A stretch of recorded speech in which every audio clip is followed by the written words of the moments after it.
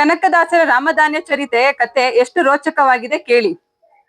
ಮುನಿವರ್ಯ, ನಿಮ್ಮ ಸತ್ಕಾರದಿಂದ ಸಂತೋಷವಾಗಿದ್ದೇವೆ. ಎಲ್ಲಾ ಖಾದ್ಯಗಳು ತುಂಬಾ ರುಚಿಯಾಗಿತ್ತು. ಹನುಮ, ನಿನಗೆ ಯಾವ ಖಾದ್ಯವಿಷ್ಟವಾಗಿತ್ತು? ಪ್ರಭು, ನಮ್ಮ ದೇಶದಲ್ಲಿ ನೆಲನೆಲಗವೇ ಶ್ರೇಷ್ಠವಲ್ಲವೇ? ಮುನಿಗಳೇ, ಧಾನ್ಯಗಳ ಶ್ರೇಷ್ಠತೆ ತಿಳಿಯಲು ಧಾನ್ಯಗಳನ್ನೇ ಇಲ್ಲಿಗೆ ಕರೆಸೋಣವೇ? ಆಗಬಹುದು ಪ್ರಭು. ಕರೆದುಕೊಂಡು ಬಾ.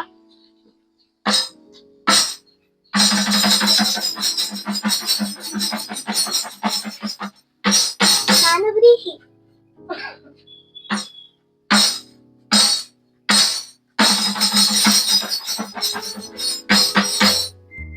ನಾನು ನರದಲಗ. ಹಲೋ ನರದಲಗ, ನೀನ್ ನನಗೆ ಸಮಾನನೆ? ನಮ್ಮಿಬ್ಬರೇ ಹೆಚ್ಚು ಕುಂದುಗಳನ್ನು ಕುರಿತು ಶ್ರೀರಾಮನು ಚೆನ್ನಾಗಿ ಬಲ್ಲ. ಜಾನಕಿ ಪತಿಯು ತಾನಿರುವ ಈ ಸಭೆಯಲ್ಲಿ ಕುಲಹೀನನಾದ ನೀನು ಇರುವೆಯಲ್ಲ. ಅಪ್ಪ, ಲೋಕದಲ್ಲಿ ನೀನೇ ಮಹಾಭೋಜನ ಎಂದು ತಾನೆ ಬೀದರು ವಿದ್ವಾಂಸರನ್ನು ನಿರಾಕರಿಸಿರುವುದು. ನುಡಿಗೆ ಹೆಸದ ನಿನ್ನಂತ ಬಂಡರಿಗೆ ಮಾನದಾನ ಕೊಡುವವರು ಯಾರು? ಕಡು ಮೂರ್ಖ, ನಿನ್ನೊಡನೆ ಮಾತೇಕೆ? ಆ ದೇವತೆಗಳೇ ಸಾಕ್ಷಿ. ವಿವೇಕಿಗಳು ಯಾರಾದರೂ ನಿನ್ನನ್ನು ಮೆಚ್ಚುವರೇ? ಬಾಹಿರ, ಸಾಕು ತೊಲಗು ಇಲ್ಲಿಂದ. ಬಡವರನ್ನು ನೀನು ಕಣ್ಣೆತ್ತಿಯೂ ನೋಡುವುದಿಲ್ಲ, ಶ್ರೀಮಂತರನ್ನು ಕಂಡರೆ ಬೆನ್ನತ್ತೇ ಇರುತ್ತೀಯ. ಇನ್ನು ಹೆಚ್ಚು ಹೇಳುವುದೇನು? ಹೆಣದ ಬಾಯಿಗೆ ಹಾಕುವ ತುತ್ತು ನೀನಲ್ಲವೇ? ಆಹಾ, ನಿನ್ನ ಜನ್ಮ ಎಷ್ಟು ನಿರರ್ಥಕವು. ಬ್ರಾಹ್ಮಣರ ಮನೆಗಳಲ್ಲಿ, ಶುಭ ಸಮಾರಂಭಗಳಲ್ಲಿ, ಯಜ್ಞ ಯಾಗಾದಿಗಳಲ್ಲಿ, ಹೀಗೆ ಎಲ್ಲಾ ಕಡೆಯೂ ನಾನು ಇರಲೇಬೇಕು. ಅಷ್ಟೇನು, ದೇವರ ನೈವೇದ್ಯಕ್ಕೂ ನಾನು ಇರಲೇಬೇಕು. ಮಳೆಗೆ ಇಲ್ಲದೆ ಬರಗಾಲ ಬಂದಾಗ ಅನ್ನವಿಲ್ಲದೆ ನರಳುತ್ತಿದ್ದ ಪ್ರಾಣಿಗಳನ್ನು ಸಲಹುತ್ತಿದ್ದವನು ನಾನು. ಸಾವಿರಾರು ಬಡ ಜನರಿಗೆ ಆಹಾರವಾಗಿದ್ದೇನೆ. ಅಂತಹ ಬರಗಾಲದಲ್ಲಿ ನೀನೆಲ್ಲಿದ್ದೆಯಪ್ಪ? ಹೀಗಿರಲು ನಿನ್ನಂತ ಹುಲ್ಲುಧಾನ್ಯಗಳು ನನಗೆ ಸರಿಸಾಟಿಯಾಗಬಲ್ಲದೆ?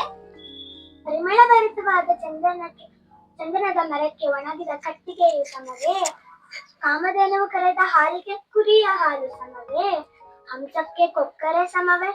ಪರಮವೀರ ಹನುಮನಿಗೆ ಮರದ ಮೇಲಿನ ಕೋತಿಯು ಸಮವೇ?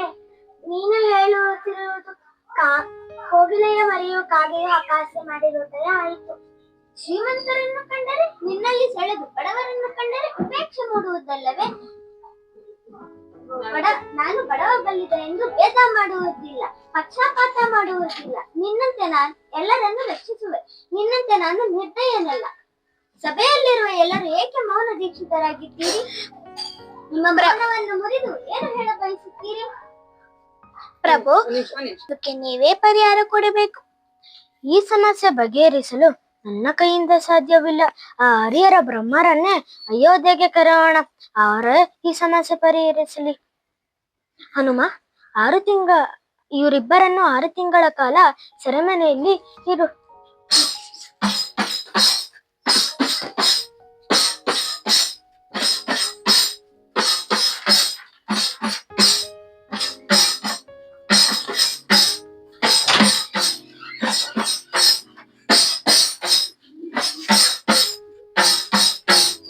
ಪ್ರಭು, ಧಾನ್ಯಗಳನ್ನು ಸೆರೆಮನೆಯಲ್ಲಿರಿಸಿ 6 ತಿಂಗಳು ಕಳೆದಿವೆ.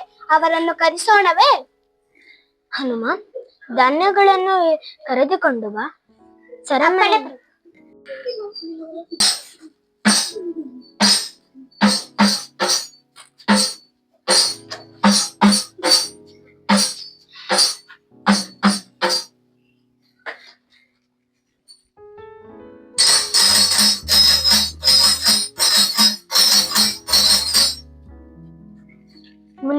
ಮುನಿಗಳೇ, ಇವರಿಬ್ಬರ ಸ್ಥಿತಿಯನ್ನು ನೋಡಿ ಆ ನರದಲಗವೇ ಶ್ರೇಷ್ಠ ಅನಿಸುತ್ತಿದೆ.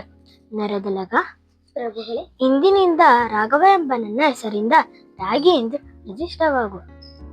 ವ್ರೀಹಿ, ಎಲ್ಲಾ ಧಾನ್ಯಗಳು ಶ್ರೇಷ್ಠವೇ, ಆದರೆ ಯಾರೂ ಅಹಂಕಾರ ಪಡಬೇಡಿ. ಏಕೆಂದರೆ ಅನ್ನ ಭಗವಂತರ ಸ್ವರೂಪ.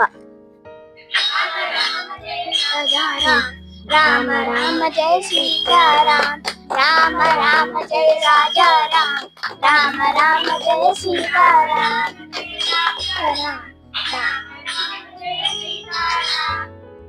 ಶ್ರೀರಾಮಚಂದ್ರರು ರಾಘವ ಎಂಬ ಹೆಸರಿನಿಂದ ರಾಗಿ ಎಂದು ಹೆಸರಿಸಿದರು. ಅಂದಿನಿಂದ ಆ ಧಾನ್ಯ ರಾಗಿ ಎಂಬ ಹೆಸರನ್ನು ಪಡೆಯಿತು. ತಾನು ಗೆದ್ದು ಭತ್ತ ಸೋತರೂ ರಾಗಿ ಭತ್ತದ ಮೇಲೆ ವೈರತ್ವ ಸಾಧಿಸಲಿಲ್ಲ. ಮುಂದೆ ರಾಗಿಯು ಭತ್ತದ ಜೊತೆ ಸ್ನೇಹ ಭಾವದಿಂದ ಇದ್ದು ಅದನ್ನು ಚೋಳ ದೇಶಕ್ಕೆ, ಅಂದರೆ ಇಂದಿನ ತಮಿಳುನಾಡಿಗೆ ಕಳುಹಿಸಿತಂತೆ. ಆದರೆ ರಾಗಿ ಮಾತ್ರ ಮೈಸೂರು ಪ್ರಾಂತ್ಯದಲ್ಲೇ ನೆಲೆಸಿ ಜನರಿಗೆ ಆಹಾರ ಒದಗಿಸಿತಂತೆ. ರಾಮಾಯಣದ ಜೊತೆಗೆ ರಾಗಿಯ ಕಥೆಯು ಚಿರಸ್ಥಾಯಿಯಾಗಿ ಇಂದಿಗೂ ಉಳಿದಿದೆ. ನನ್ನ ಹೆಸರು ಚಾರುಲತಾ. ನನ್ನ ಹೆಸರು ಯಶ್ವಿಕಾ.